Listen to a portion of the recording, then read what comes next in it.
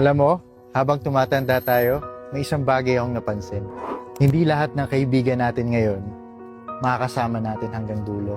Yung mga taong araw-araw natin kausap noon, kasama sa mga gala, sa kwentuhan, at syempre sa problema. Pero ngayon, bihira na lang magkausap. Kung iisipin mo, wala naman talaga nagbago eh.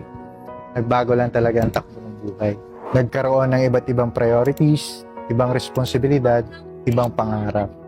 At doon mo marirealize na hindi lahat ng tao mananatili sa bawat yugto ng buhay natin. Pero okay lang yun. Kasi habang tumatanda tayo, hindi naman paramihan ng kaibigan ang mahalaga. Mas mahalaga kung sino yung mga tao naging bahagi ng journey mo. At kung sino mananatiling konektado sa iyo kahit nagbago na ang lahat.